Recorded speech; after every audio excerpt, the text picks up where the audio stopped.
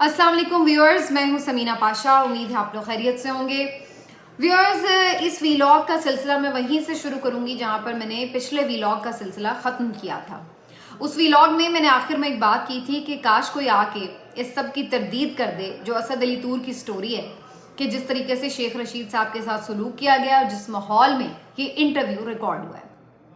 शेख रशीद साहब का इंटरव्यू समा पर ऑन एयर हो चुका है। इस इंटरव्यू के हवाले से भी जो मेरा तज्जिया आपके सामने रखूंगी, कुछ एक दो खबरें भी आपके साथ शेयर करूंगी, लेकिन इससे पेशतर मैं कुछ इम्पॉर्टेंट चीज़ें आपके सामने रखना चाहती हूँ कि जो इंटरव्यू सामने हो रहा था वो तो आप सब ने देखा, पीछे क्या माहौल था और उससे मुतालिक जो असद अली तूर की स्टोरी है उसकी क्या हकीकत है या उसके मुतालिक दूसरा एक रुख क्या है वो भी आपके सामने मैं रखना चाहूँगी इस वीलॉग में। आपसे रिक्वेस्ट है कि चैनल को अगर अभी तक सब्सक्राइब नहीं किया तो सब्सक्राइब कर लें।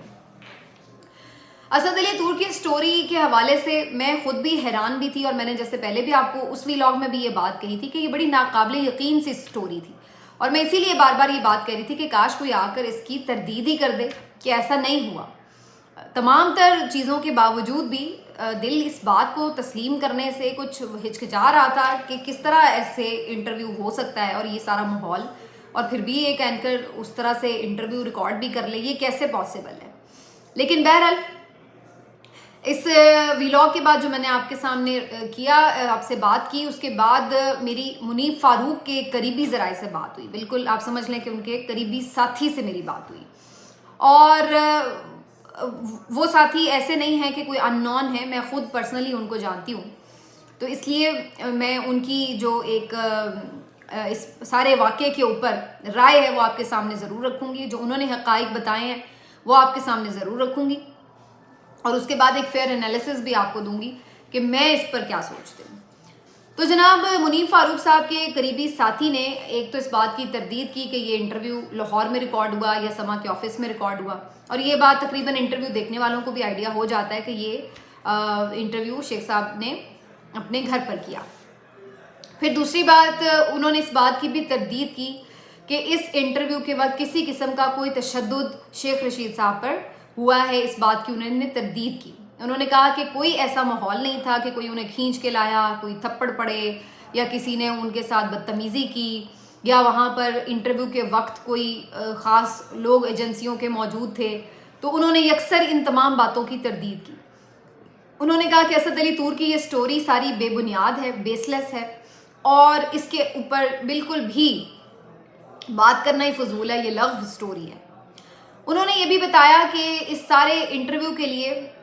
ख़ुद शेख रशीद साहब की तरफ से ही रब्ता किया गया था और फिर उसके बाद टीम ने जाकर उनके घर पर उनका इंटरव्यू किया। इसके अलावा जब मैंने उनसे ये पूछा कि बहरहाल आप लोगों को ये तो पता ही था कि शेख रशीद साहब इतने दिन से लापता हैं और गुमशुदा हैं, और फिर वो कहाँ पर हैं और किन हालात में हैं ये भी आपको अंदाज़ा था, और जो पिछले 2 इंटरव्यूज़ हुए हैं उनकी बुनियाद पर किसी के लिए भी ये सोचना मुश्किल तो नहीं है कि अगर ऐसे किसी का कोई अचानक से इंटरव्यू आ रहा है जो बंदा पहले इतने दिनों से लापता है, तो जाहिर सी बात है इसके पीछे एक फोर्स्ड किस्म की कोई सिचुएशन तो गुजरी होगी। अगर उस वक्त एग्जैक्टली इंटरव्यू के वक्त नहीं भी हुई तो पीछे तो कुछ ना कुछ था ना, जो अचानक से शेख साहब इतने दिन गायब रहे और उसके बाद फिर आकर वो अचानक आपको इंटरव्यू देते हैं। तो उन्होंने बिल्कुल कहा कि इसमें कोई शक नहीं है कि सबको मालूम है कि जो काफ़ी सारे लोग लापता हैं उनके हवाले से, उनकी गुफ्तगू के हवाले से आप नहीं कह सकते यकीन के साथ कि वो अपनी मर्ज़ी से बात कर रहे हैं। लेकिन इस बात की उन्होंने तस्दीक की कि जो मुनीफ फारूक के सवालात थे वो उनके अपने सवालात थे और उसमें ज़ाहिर टीम ने भी कुछ इनपुट दिया और कुछ मुनीफ फारूक के अपने सवालात थे। लेकिन जो शेख साहब के जवाब थे इसके जवाब दे वो खुद हैं कि वो अपनी मर्ज़ी से वो जवाब दे रहे थे या उनको वो जवाब कोई कहीं से रटवाए गए थे, ये इसका जवाब वो खुद शेख साहब दे सकते हैं। बहरहाल दौरान इंटरव्यू हमने नहीं देखा कि कोई उन्हें इंटरप्शन इस तरह की हुई हो। उन्होंने ये भी कहा कि समा टीवी की तरफ से ये हिदायत थी कि सारा इंटरव्यू अनएडिटेड जाएगा और शेख साहब जो अपनी मर्ज़ी से कहना चाहें वो कह सकते हैं और उनका इंटरव्यू जो है उसमें कोई चीज़ एडिट नहीं होगी, और ऐसा ही हुआ भी है। ये उनके जो बकौल जिनकी मैं बात कर रही हूँ जो कि मुनीफ फारूक के करीबी साथी हैं, उन्होंने ये सारा अपना वर्जन जो है ये सामने रखा है। अब इस वर्जन के बाद कम से कम इस हद तक तो आप कह सकते हैं कि ये जो स्टोरी थी कि जी इंटरव्यू जिस माहौल में हुआ, अब वो तो स्टोरी गलत साबित होती है असद अली तूर की, कम से कम जो उन्होंने करीबी साथी ने बताया उसके मुताबिक। अब इसके बाद मेरे 2-3 ज़ाहिर है अपने तहफ़्फ़ुज़ात हैं और अपने सवालात हैं जो मैं आपके सामने रख देती हूँ। पहली चीज़ तो ये कि असद अली तूर साहब को इतना बेलगाम किसने छोड़ा हुआ है कि वो जब चाहते हैं आसिफ गफूर साहब के हवाले से, जनरल आसिफ गफूर साहब के हवाले से कोई भी बात कर देते हैं, बाज़ औक़ात तज़हीक का मेज़ गुफ्तगू करते हैं, इल्ज़ामात लगाते हैं। जब चाहे वो फैज़ हमीद साहब के बारे में जो चाहे कहते रहते हैं। अभी उनकी पिछले दिनों भी एक स्टोरी बाउंस हुई थी और आर्मी चीफ से मुतल्लिक भी और फ़ौज के अंदरूनी मामलात से मुतल्लिक और बहुत सारी चीज़ों के सेंसिटिव इशूज़ के ऊपर वो अक्सर ही बहुत ज़्यादा कंट्रोवर्शियल बातें करते रहते हैं। तो इस पर यह सवाल ज़रूर बनता है कि आखिर उन्हें इतनी खुली छूट क्यों मिली हुई है कि जब चाहे वो जैसे चाहे जो मर्जी बात कर लें, उनको तो कोई पूछने वाला नहीं। लेकिन दूसरी तरफ कोई एक शख्स ज़रा सी कोई एक ट्वीट कर दे तो उसको गायब कर दिया जाए या उसके ऊपर मुकदमात बनवा दिए जाएं या उसको ओहदे से हटवा दिया जाए, नौकरी चली जाए या उसके साथ कुछ भी कर लिया जाए। तो ये बात समझ से बालातर है कि ये क्या है। अगर वो गलत चीज़ रिपोर्ट कर रहे हैं तो फिर क्यों उनको किसी हवाले से भी कहीं रोक टोक नहीं है। तो पहली बात तो ये साबित होती है कि असद अली तूर साहब इसका मतलब है बेपरकी उड़ाते हैं या उनका जो भी मामला है वो बहुत झूठ बोलते हैं और गलत बयानी से काम लेते हैं। पहली चीज़ तो ये नज़र आती है। दूसरी चीज़ जो मुनीर फारूक साहब के हवाले से आती है, वो सवाल बहरहाल अपनी जगह मौजूद है कि ये तो फिर भी चलिए मान लिया कि वो आपके सामने कोई मारपीट नहीं हुई, कोई उस तरह से फोर्स करके उन्हें नहीं वहाँ पे बिठाया हुआ था, ना कोई उनको मार रहा था, कुछ नहीं हुआ, चलिए मान लिया। लेकिन ये बात तो फिर भी अपनी जगह बदस्तूर मौजूद है कि जाहिर है कि वो इतना अरसा लापता थे और सबको मालूम है कि वो जिस तरह के भी हालात व वाक़यात से गुजरे हैं, तो उसके बाद अगर वो एक इंटरव्यू दे रहे हैं तो ये अपनी जगह सवाल मौजूद रहेगा कि उनके इस तरह के एक इंटरव्यू को लेना चाहिए या नहीं लेना चाहिए, जो कि सबको मालूम है कि ऐसा लगता है कि एक पूरे क्रिएटेड माहौल में या एक बिल्कुल एक बंदे को बेबस करके दिलवाया जाए। तो बहरहाल ये एक सवाल अपनी जगह मौजूद रहता है। अब आ जाते हैं ज़रा इस बात के ऊपर कि शेख साहब का जो इंटरव्यू था वो कैसा था। मेरे नज़दीक शेख साहब जिन भी हालात से गुजरे हैं और जिस तरह की भी उन्होंने चीज़ें की हों, जो फेस की हों, लेकिन उसके बावजूद भी उन्होंने जो आज इंटरव्यू में कम से कम गुफ्तगू की है, मैं कहूँगी कि उन्होंने एक सेफ एग्जिट तो लिया है लेकिन ग्रेसफुली लिया है। मुझे नहीं महसूस हुआ कि कहीं वो बहुत बिलो द बेल्ट गए हों। ये अपनी जगह बात दुरुस्त है कि जो कुछ शेख साहब कह रहे थे, जिस तरह से कह रहे थे, बहुत सारी बातों में मुझे ऐसा नहीं लग रहा था कि उनकी बॉडी लैंग्वेज या उनके अल्फाज या उनके तासुरात उनका साथ दे रहे हैं। महसूस हो रहा था कि वो जो कहना चाह रहे हैं वो कह नहीं पा रहे हैं, इसलिए वो बहुत ज़्यादा बात घुमा घुमा के कर रहे थे और सीधे सीधे से जवाब देने से गुरेज़ा थे। लेकिन इसके बावजूद भी उन्होंने बहुत हार्ड हिटिंग किस्म की तनकीद कोई इमरान खान साहब पर, या जिस तरह से खबरें आ रही थी कि जी पता नहीं बुशरा बीबी के हवाले से या न जाने क्या क्या चीज़ों के हवाले से वो कुछ कहलवाया जा रहा है उनसे, तो ऐसी तो मुझे कोई गुफ्तगू उनकी उसमें इंटरव्यू में नहीं मिली, बहुत ज़्यादा कोई कॉन्ट्रोवर्शियल। 9 मई को उन्होंने एज एक्सपेक्टेड ये तो मालूम ही था कि ज़ाहिर है उसको वो कंडेम भी करेंगे और इसको एक इमरान खान का जो भी आप कहें गलत फैसला कह लें या उनकी गलत प्लानिंग कह लें या मिस जजमेंट कह लें, जो भी आप कह लें, तो वो उन्होंने कहा कि ये गलती थी और इसकी सज़ा भुगतनी पड़ी है। लेकिन आखिर में वो बार बार इस बात पे एम्फसाइज करते हुए नज़र आए कि वो चाहते हैं कि इदारों का वक़ार बहाल रहे और जो एक तलखियाँ बहुत ज़्यादा आ गई हैं उनको ख़त्म किया जाए। उसके लिए इदारे को ही बड़ापन दिखाना होगा और 9 मई के मुल्ज़िमान जिन्होंने बिल्कुल गलत किया है, सब कुछ है, लेकिन वो तमाम मुल्ज़िमान मुजरिमान जो कि बहुत आम लोग हैं और वो ये गलती कर बैठे हैं, बड़ेपन का मुजाहरा करते हुए उन्हें माफ़ कर देना चाहिए, उनको आम माफ़ी मिल जानी चाहिए। तो ये शेख साहब का इंटरव्यू का लुबे लुबाब था। उसमें उन्होंने 1-2 दफ़ा जब ये उनसे सवाल किया गया कि भाई आप कुछ 1-2 चीज़ों के बारे में सवाल हुआ, तो उन्होंने कहा ये इस पे लिखा हुआ है, मैं देख के बताता हूँ ये वो। तो इससे भी अंदाज़ा हो रहा था कि वो जो चीज़ें पॉइंट्स नोट्स उनके सामने पड़े थे वो शायद उससे ज़्यादा हटना नहीं चाह रहे थे। लेकिन इसके बावजूद भी مجھے لگتا ہے کہ جو باقی 2 انٹرویوز ہوئے تو اس کی نسبت یہ تھوڑا بہتر انٹرویو تھا. بہتر ان دا سینس کہ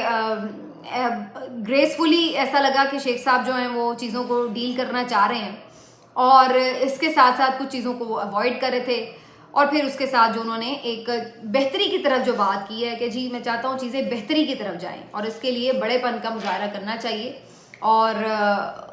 ادارے کو چاہیے کہ عام معافی دے دیں, اس سے راستہ کھلے گا. تو بہرحال جی اس سلسلے میں تو ابھی کچھ ہوتا نظر نہیں آ رہا ہے, کیونکہ جو چیزیں ہمیں نظر آ رہی ہیں وہ یہ ہیں کہ صنم جاوید صاحبہ جن کو رہائی بھی ملنی تھی آج اور عدالت کی طرف سے ضمانت بھی مل گئی, روپکار بھی چلے گئے سب کچھ, لیکن عین موقع پر پھر سے انہیں گرفتار کر لیا گیا. یوں وہ اپنی فیملی کے ساتھ گیٹ تک آئی ہیں اور وہیں پر دوبارہ سے کوٹ لکھپت جیل سے انہیں گرفتار کر لیا گیا کسی اور نامعلوم مقدمے میں. حالانکہ ابھی کل ہی کے دن ہائی کورٹ میں جو کارروائی ہوئی تھی اس میں یہ پوچھا گیا تھا کہ اب مزید کسی مقدمے میں تو وہ گرفتار نہیں ہے, تو وہاں پہ یہی بتایا گیا تھا کہ وہ 2 ہی مقدمات میں مطلوب تھیں, اس میں ضمانت ہو گئی ہے. تو اس کے باوجود بھی اگلے ہی دن انہیں پھر گرفتار کر لیا گیا. تو ہائی کورٹس کی جو ضمانتیں ہیں ان کی تو خیر اوقات ہم پہلے ہی دیکھ چکے ہیں. تو اس سے یہ تاثر تو نہیں ملتا کہ کوئی معافی دینے کے موڈ میں ہے. اس سے تو یہی لگ رہا ہے کہ جناب ابھی رگڑا لگے گا اور ٹھیک ٹھاک لگے گا, کیونکہ پی ٹی آئی کے ابھی بہت سے خیبر پختونخوا کے جو لوگ ہیں ان کے حوالے سے بھی خبریں آ رہی ہیں, بڑی دھڑا دھڑ وہاں پہ بھی گرفتاریاں ہو رہی ہیں. 9 مئی کیوں ہوا, کیسے ہوا, کس نے کروایا, اس پہ تو کوئی بات نہیں کرتا, اس کی کوئی تحقیقات نہیں ہوتی غیر جانبدارانہ. لیکن بہرحال اس کی جو اثرات ہیں وہ بہرحال سب کو نظر آ رہا ہے, اور اس پہ تو پی ایم ایل این بھی اب خود کہتی ہے کہ وہ بینیفیشری ہے 9 مئی کی. تو بہرحال یہ صنم جاوید صاحبہ جو ہیں ان کا دوبارہ سے گرفتار ہونا یقیناً پھر سے وہی بات ہے کہ ایک شرمناک سی بات لگتی ہے کہ ایک نہتی لڑکی ہے, کیا بگاڑ لے گی وہ باہر نکل کے آپ کا, کیا اس کے پاس کوئی ہتھیار ہے, کیا وہ بندوق لے کے کھڑی ہے, کتنا وہ لوگوں کو جا کے موبلائز کر سکتی ہے, کیا کرے گی. لیکن آپ دیکھ لیں کہ وہ ابھی تک ان کی خلاصی نہیں ہو رہی ہے, اگرچہ عدالتیں ان کو کسی وجہ سے ہی ضمانت دے رہی ہیں, اس طرح سے کوئی شواہد نہیں مل رہے ان کے خلاف تو ان کو ضمانت مل رہی ہے. لیکن اس کے باوجود بھی فی الحال نظر نہیں آ رہا کہ ان کی جان چھوٹے گی یا ان کی طرح بہت سارے اور لوگوں کی جان چھوٹے گی, یہ فی الحال تو نظر نہیں آ رہا. آخر میں تھوڑی سی بات کر لوں جناب کہ جو مسئلہ ہے جی نواز شریف صاحب کی آمد کا, اس کو لے کر کے بڑی زور و شور سے تیاریاں ہو رہی ہیں, اور ان تیاریوں کو آپ دیکھ کے کیا اندازہ لگائیں. مجھے تو جو نظر آ رہا ہے پھر سے انہوں نے ٹیبلز لگا لی ہیں کھانے کی تاکہ مزید جگہ کو بھرا ہوا دکھانے میں آسانی ہو, کیونکہ ٹھوکر نیاز بیگ پہ یہ والا جو فارمولا تھا اس سے کم از کم آپٹکس تھوڑے بہتر مل گئے تھے. تو وہ ایک چیز جو ہے وہ دوبارہ سے کی گئی نظر آئی ہے. پورے ریاستی جو وسائل ہیں وہ جھونک دیے گئے ہیں اس وقت نواز شریف صاحب کے استقبال کے لیے. کس کھاتے میں کیوں, اس کا کوئی جواب دہ نہیں ہے. پوری جو لاہور کی مشینری ہے اور نگران جو حکومت ہے سو کالڈ, وہ بھی اس وقت, اور ان کے نیچے ماتحت جتنے ملازمین ہیں وہ تمام کے تمام اس بات پہ جتے ہوئے ہیں کہ کسی بھی طرح اس جلسے کو کامیاب کرانا ہے, اور اس کے لیے ہر طرح کی لالچ کوشش جو کچھ بھی ہو سکتا ہے وہ کی جا رہی ہے. تو اس کے بعد اب مجھے یہ نظر تو آ رہا ہے کہ جلسہ دیکھنے میں جو نمبرز ہیں وہ تو کوشش کر کے کچھ تھوڑے بہت مناسب سے کر لیے جائیں گے آپٹکس کے لیے, لیکن کیا وہ ایک حقیقی جذبہ ہے, کیا وہ لوگ جو خود اپنی مرضی سے آتے ہیں ان کا جذبہ اور جو لائے گئے ہیں یا کسی لالچ میں آئے ہیں ان کا جذبہ ایک ہو سکتا ہے؟ کیا یہ لوگ جو آپ لے تو آئے ہیں کیا ان سے ووٹ بھی ڈلوا سکتے ہیں؟ کیا پی ایم ایل این اس میں بینیفیشری ہے یا پھر انہوں نے گھاٹے کا سودا کیا ہے؟ تو یہ وہ چیزیں ہیں جو اب بڑی آبویس ہیں, اور اس طرح کی تمام چیزوں سے آپ کو اندازہ لگانا مشکل نہیں ہے کہ یہ سارے جو معاملات ہیں یہ آپ کو صرف یہ بتائے جا رہے ہیں, دکھائے جا رہے ہیں کہ یہ چیز ہے, اس کو ایز اٹ از آپ نے قبول کرنا ہے, اس کے علاوہ کوئی آپشن نہیں ہے. تو بہرحال جی دیکھتے ہیں, کل ایک دن ہے امپورٹنٹ, ایک نئی اس میں اضافہ ہے جی پاکستان کی سیاسی تاریخ میں. دیکھتے ہیں کہ اس کے اوپر کیا مزید آگے چل کے ہوتا ہے, اور ابھی کون سے ایسے ڈیمانڈز موجود ہیں جو کہ پورے نہیں ہوئے, وہ آپ کو آئندہ چند دنوں میں اگلے ہفتے میں نظر آ جائیں گے. ملتے ہیں آپ سے اگلے ویلاگ میں, اپنا خیال رکھیے, اللہ حافظ.